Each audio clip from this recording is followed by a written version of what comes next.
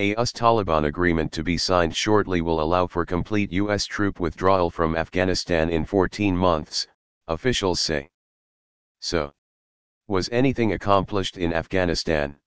Almost 20 years, and what do we have to show for it? How many deaths? How many dollars wasted? And for what it's worth, I'll believe in a troop withdrawal when it actually happens. For perspective, in modern times, this is considered a win for the Taliban, correct? Two nations don't clash on a field until one waves a white flag anymore, so I'm assuming this is what a modern victory looks like: just survive and fight here and there, until the larger nation recognizes you, signs a peace treaty with you, and then leaves.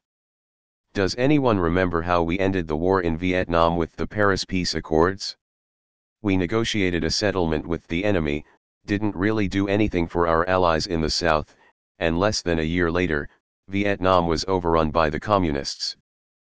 This is just Vietnam all over again. Thankfully Saul Berenson was able to negotiate this during his kidnapping.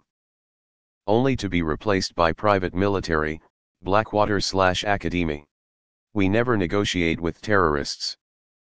Americans, sunken cost fallacy is strong here. We're pulling out because of what you're all saying. After 20 years we haven't accomplished much of anything. This is not a reason to spend another 20 years in the region. As a veteran of Afghanistan, all the Taliban did was wait. They would fight during spring and summer and only eat and extortion to truck drivers. Now with the Americans are gone, soon the Taliban can regrow their army and take down national government and its army.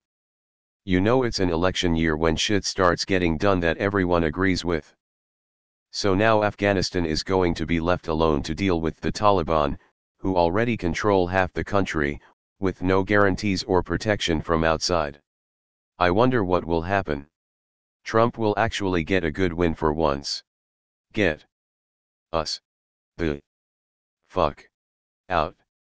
US problems in Afghanistan can't be fixed with US troops. Let's wrap up Vietnam too already.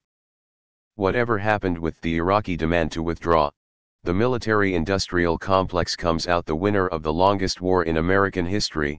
Bravo to all the billions, trillions you made while simultaneously ruining and ending the lives of millions of others. War is a racket. It always has been.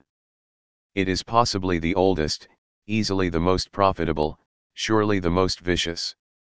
It is the only one international in scope.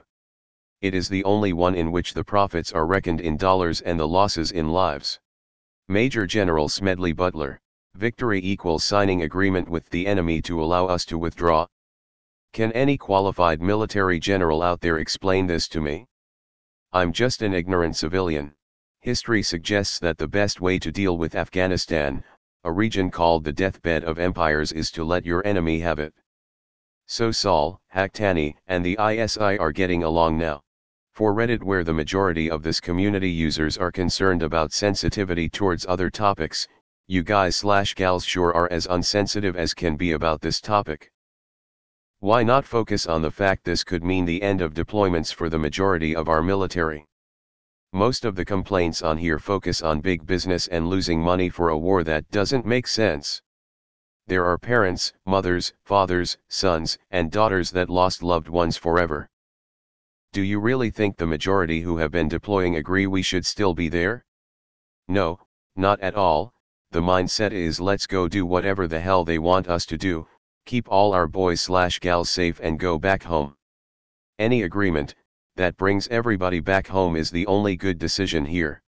If the soldiers are pulled out, then I won't think twice about giving credit to the administration for this. So they legitimately came to this agreement without any involvement by the Afghan government.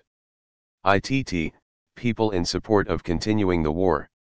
I'm sorry, are you guys delusional enough to think we would be able to leave Afghanistan on our own terms?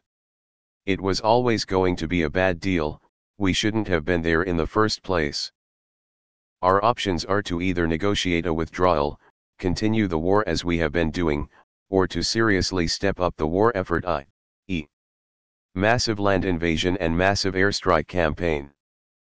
For the last option we would have to basically engage in full-scale war with the Taliban, attacking military and civilian targets.